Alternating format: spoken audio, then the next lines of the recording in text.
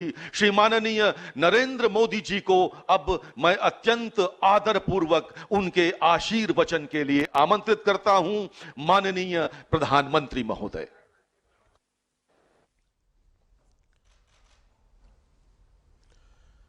हर हर महादेव। कार्यक्रम में हमारे साथ जुड़े विभिन्न राज्यों के आदरणीय मुख्यमंत्री, उप मुख्यमंत्री, केंद्रीय मंत्रिमंडल के मेरे सहयोगीगण,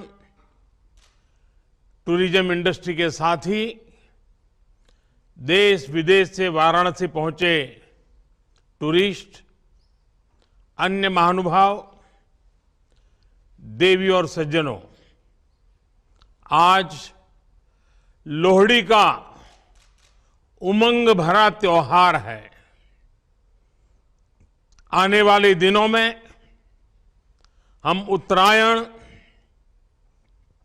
मकर संक्रांति, भोगी, बिहू, पोंगल जैसे अनेक विध पर्व भी मनाएंगे। मैं देश और दुनिया में इन त्योहारों को मना रहे सभी लोगों को बधाई देता हूं, अपनी शुभकामनाएं देता हूं। साथियों, हमारे पर्वों, दान दक्षिणा, तप तपस्या, हमारे संकल्पों की सिद्धि के लिए हमारी आस्था, हमारी मान्यता का एक अपना महत्व है और इसमें भी हमारी नदियों की भूमिका महत्वपूर्ण है। ऐसे समय में हम सभी नदी जलमार्गों के विकास से जुड़े इतने बड़े उत्सव के साक्षी बन रहे हैं। आज मेरी काशी से डिब्रूगढ़ के बीच दुनिया की सबसे लंबी नदी जल यात्रा गंगा विलास क्रूज का शुभारंभ हुआ है। इससे पूर्वी भारत के अनेक पर्यटक स्थल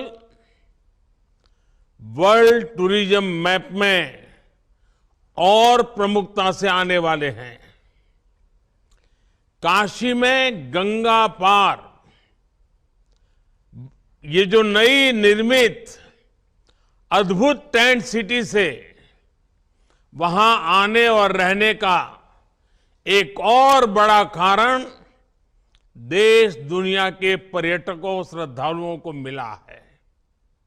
इसके साथ साथ आज पश्चिम बंगाल में मल्टी मॉडल टर्मिनल, यूपी और बिहार में फ्लोटिंग जेटी, असम में maritime skill centre, ship repair centre, terminal connectivity project, ऐसे 1000 करोड़ रुपए से अधिक के प्रोजेक्ट्स का भी शिलान्यास और लोकार्पण हुआ है। ये पूर्वी भारत में ट्रेड और टूरिज्म से जुड़ी संभावनाओं का विस्तार करने वाले हैं, रोजगार के नए अवसर बनाने वाले हैं।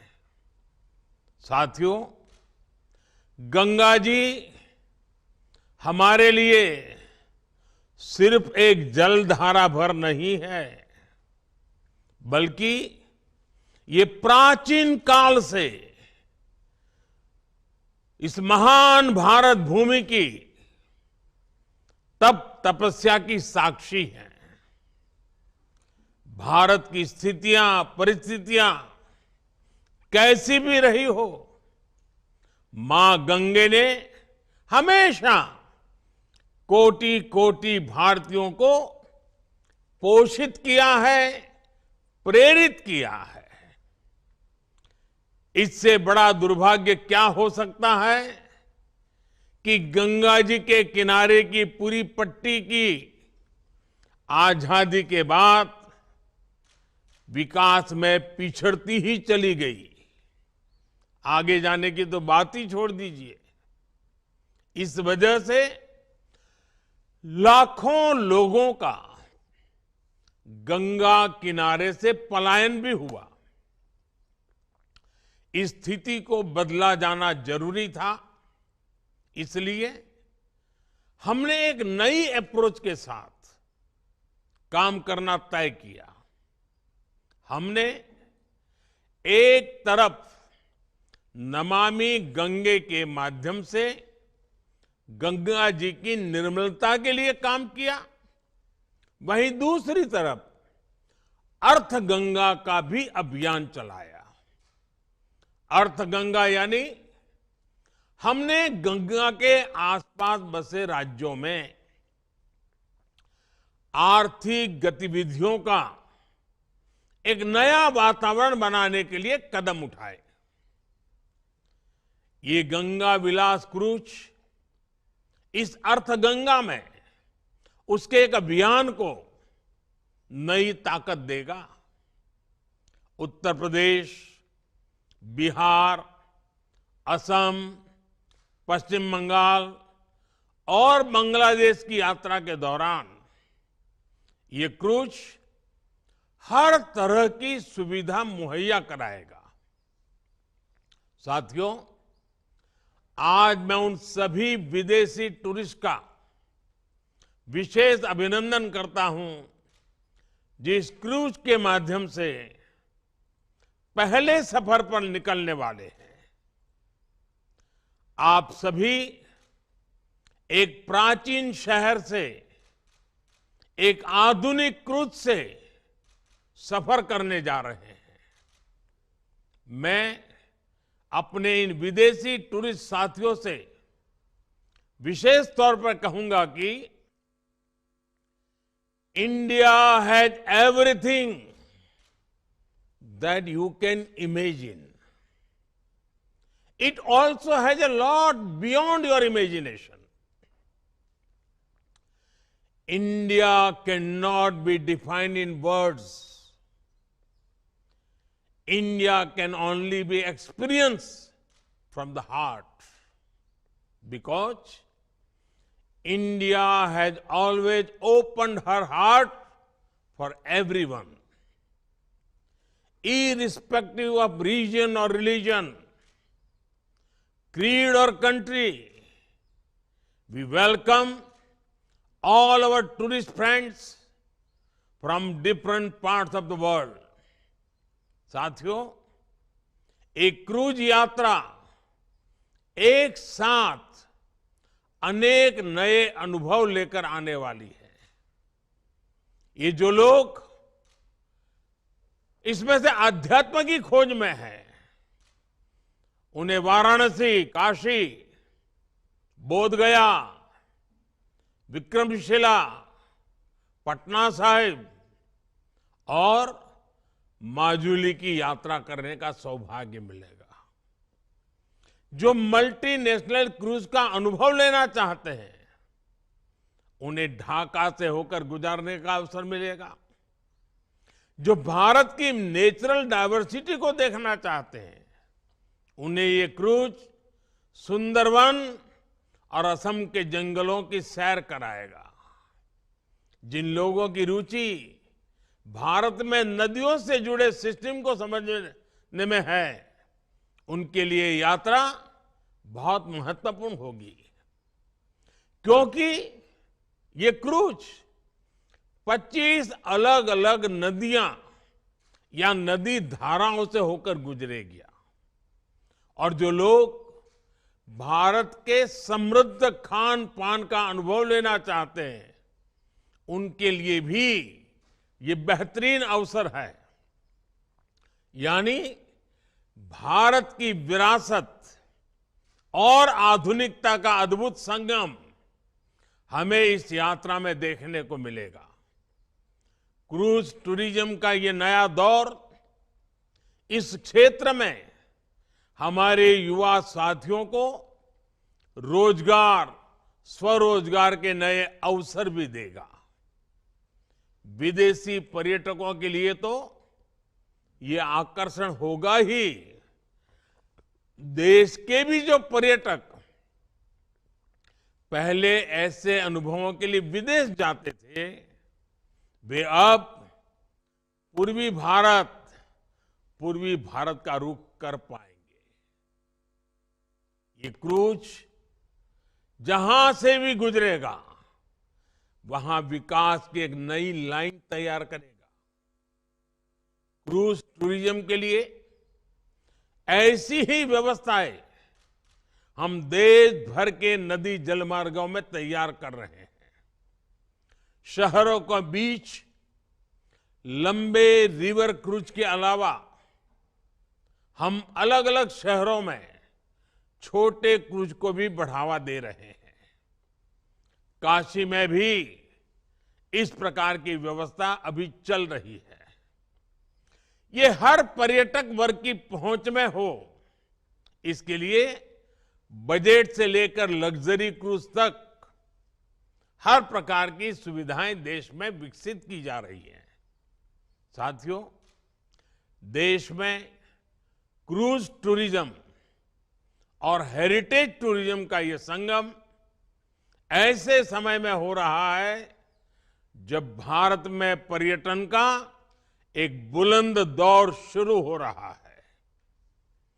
भारत की वैश्विक भूमिका जैसे जैसे बढ़ रही है, वैसे वैसे भारत को देखने, भारत को जानने और भारत को समझने की उत्सुकता भी बढ़ रही है। इसलिए बीते 8 वर्षों में हमने भारत में टूरिज्म सेक्टर के विस्तार पर विशेष बल दिया है। हमने अपने आस्था के स्थानों, तीर्थों, ऐतिहासिक स्थलों के विकास को भी प्राथमिकता बनाया है। काशी नगरी तो हमारे इन प्रयासों की साक्षात साक्षी बनी है। आज मेरी काशी की सड़कें चौड़ी हो रही हैं, गंगा जी के घाट स्वच्छ हो रहे हैं। काशी विश्वनाथ धाम का पुनर्निर्माण होने के बाद जिस प्रकार श्रद्धालुओं और पर्यटकों में उत्साह देखा जा रहा है, वो भी अभूतपूर्व है। बीते वर्ष जितने श्रद्धालु काशी आए हैं, उससे हमारे नाविकों, रेहड़ी ठेले, रिक्शा वालों, दुकानदारों, होटल गेस्ट हाउस चलाने वालों, सभी को लाभ हुआ है। अब गंगा पार के क्षेत्र में इन नई टेंट सिटी काशी आने वाले श्रद्धालुओं को, पर्यटकों को एक नया अनुभव देगी। इस टेंट सिटी में आधुनिकता भी है, अध्यात्म भी और आस्था भी है। राग से लेकर स्वाद तक बनारस का हर रस, हर रंग इस टेंट सिटी में देखने को मिलेगा।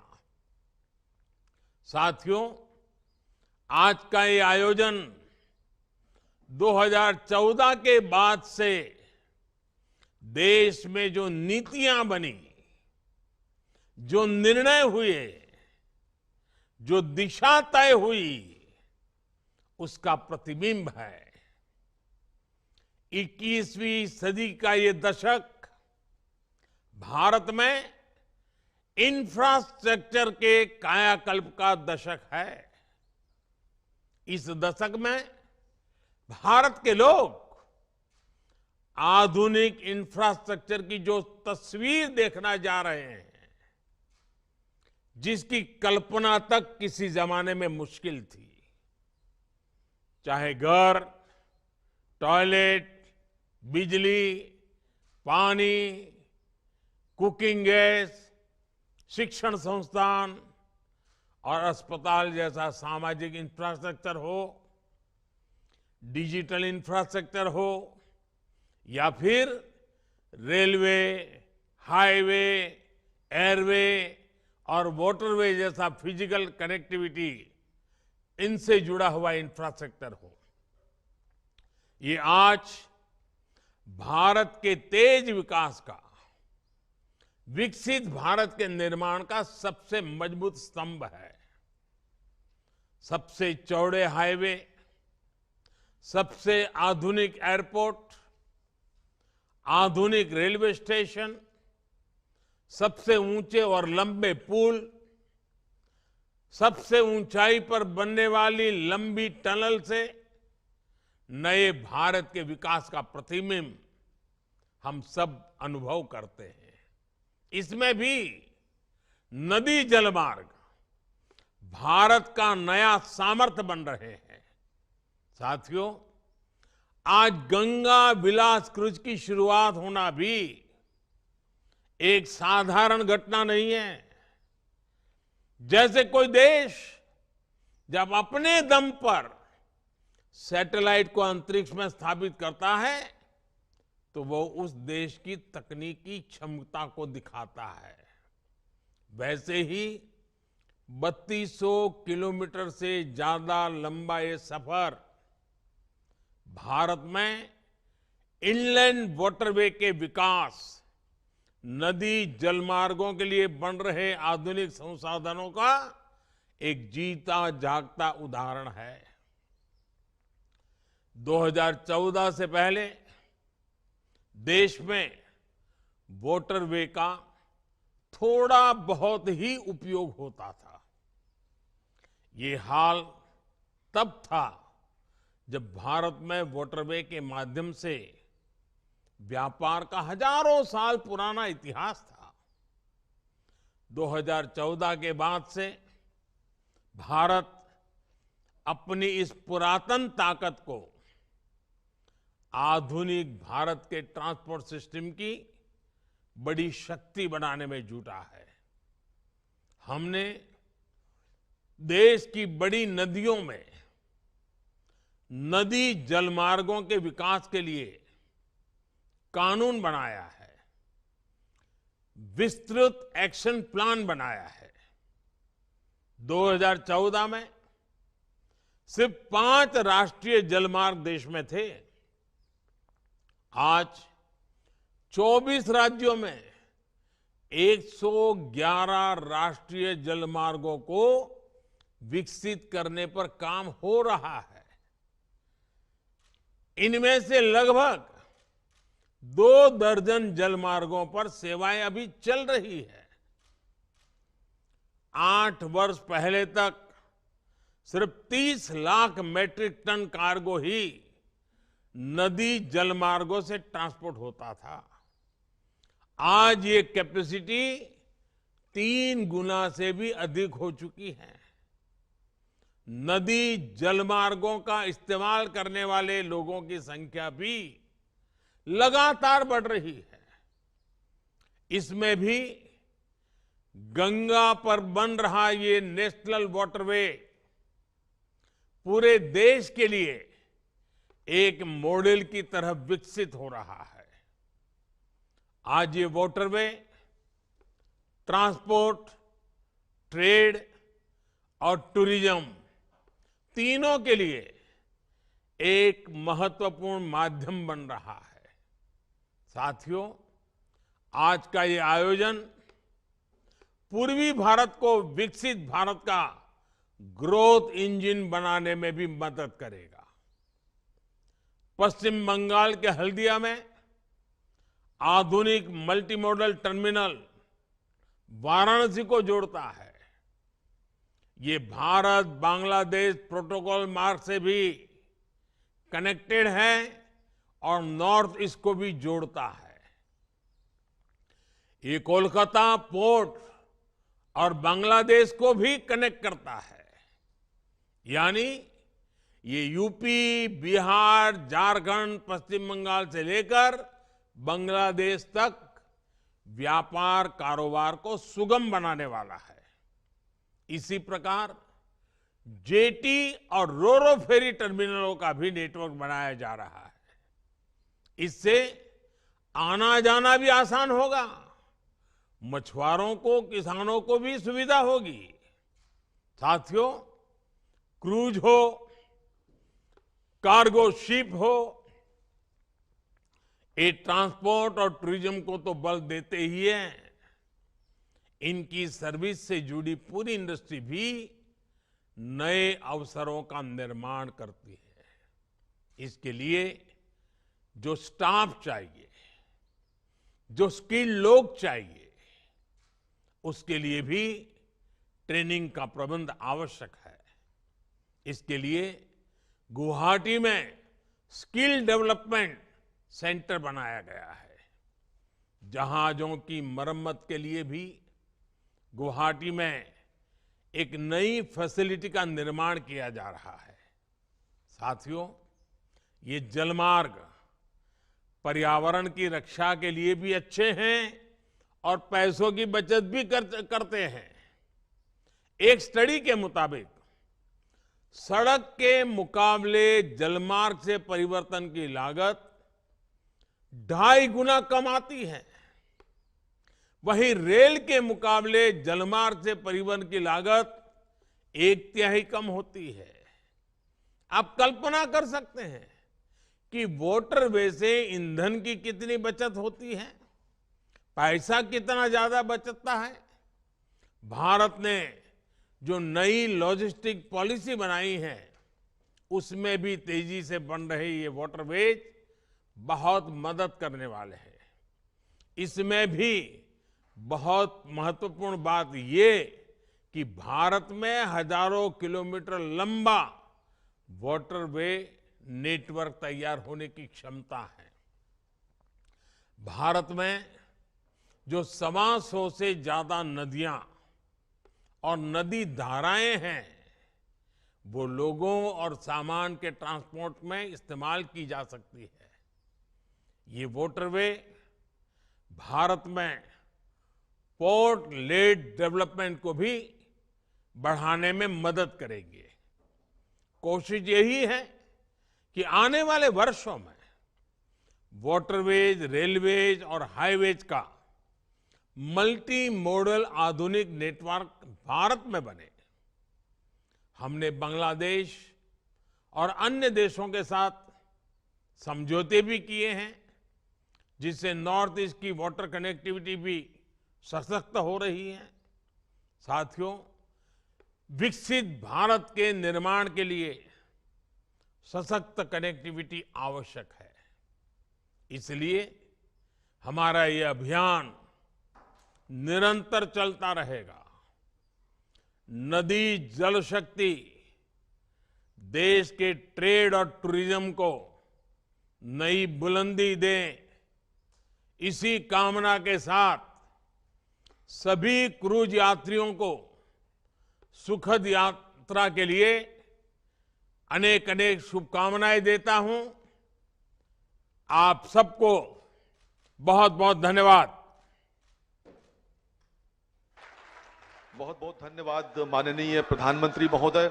हम आपसे विनम्रता पूर्वक अनुरोध करते हैं कि कृपया हरी झंडी दिखाकर गंगा विलास को उसके गंतव्य